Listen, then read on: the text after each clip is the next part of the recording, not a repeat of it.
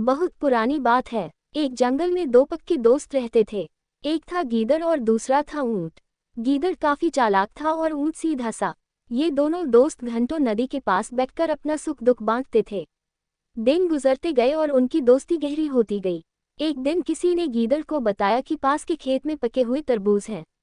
ये सुनते ही गीदड़ का मन ललचा गया, लेकिन वो खेत नदी पार था। अब नदी को पार करके खेत तक पहुंचना उसके लिए मुश्किल था।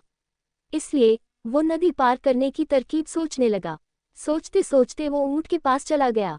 ऊंट ने दिन के समय गीदड़ को देखकर पूछा, मित्र तुम यहाँ कैसे? हम तो शाम को नदी किनारे मिलने वाले थे।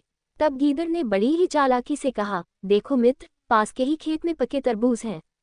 मैंने सुना है तरबूज बहुत मीठे हैं, तुम उन्हें खाकर खुश हो जाओगे, इसलिए तुम्हें बताने चला आया। ऊंट को तरबूज काफी पसंद था।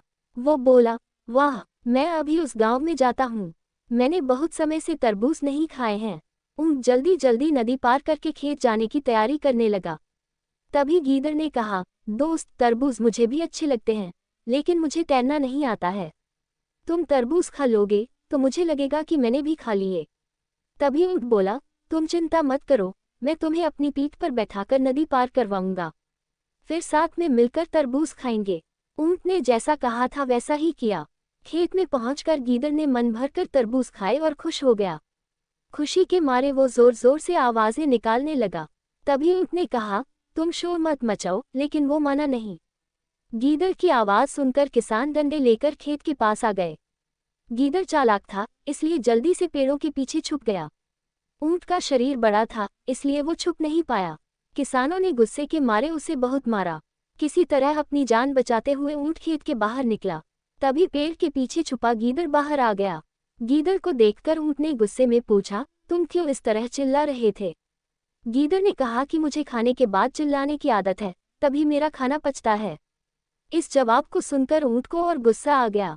फिर भी वो चुपचाप नदी की ओर बढ़ने लगा। नदी के पास पहुंचकर उसने अपनी पीठ पर गीदड़ को बैठा लिया। इधर ऊंट को मार पड़ने से मन ही मन गीदड़ खुश हो रहा था।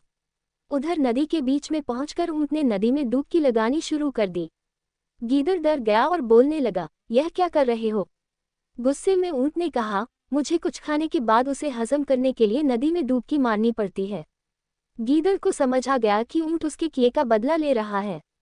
बहुत मुश्किल से गीदड़ पानी से अपनी जान बचाकर नदी किनारे पहुंचा। उस दिन के बाद से गीदड़ ने कभी भी ऊंट को परेशान करने की हिम्मत नहीं की।